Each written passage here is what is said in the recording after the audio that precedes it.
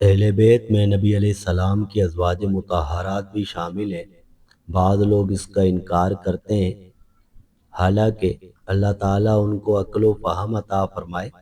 اہل بیت کا مطلب ہوتا ہے گھر والے، اور گھر والوں میں بیوی شامل نہ ہو، یہ کون ذی شعور کہہ سکتا ہے؟ ایسی بات کوئی عقل مند نہیں کہہ سکتا، کیونکہ جب بھی کہتے ہیں گھر والے، میرے گھر والے آئیں گے، تو مراد کیا ہے؟ بیوی بچے آئیں گے۔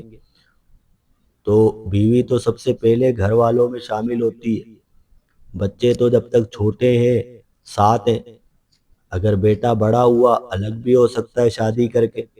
اسی طرح بیٹی کی جب شادی ہو جاتی ہے وہ بھی گھر والوں میں شامل نہیں ہوتی، وہ بھی اہل بیت نہیں ہوتی۔ تو گھر والوں میں سب سے پہلے بیوی مراد ہوتی ہے۔ ہم دیکھتے ہیں آیت تطہیر میں، انما یرید اللہ لیذھب عنکم الرجس اہل البیت، آیت تطہیر کو دیکھتے ہیں، اس سے پہلے والی آیات میں بھی اور اس سے بعد والی آیات میں بھی تذکرہ چل رہا ہے ازواج مطہرات کا۔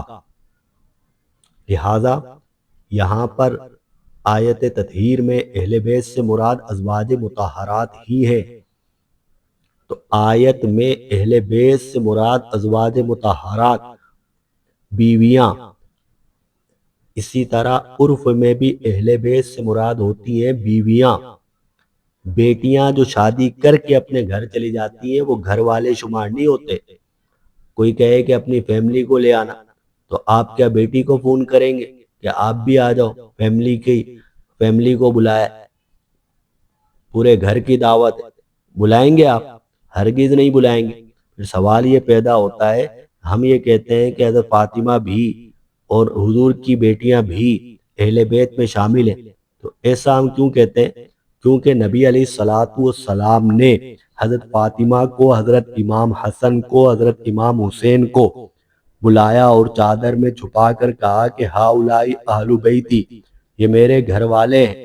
لہذا حضور نے ان کو گھر والوں میں شامل کیا، ورنہ تو بیٹی گھر والوں میں شامل نہیں ہوتی، نواسے گھر والوں میں شامل نہیں ہوتے، داماد گھر والوں میں شامل نہیں ہوتا۔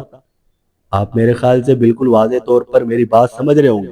گھر والوں میں تو شامل ہوتی ہے بیوی، اور بیٹے شامل ہوتے ہیں، اور بیٹے بھی اگر شادی شدہ ہو جائیں اور پھر وہ الگ رہنے لگ جائیں تو وہ بھی گھر والے شمار نہیں ہوتے۔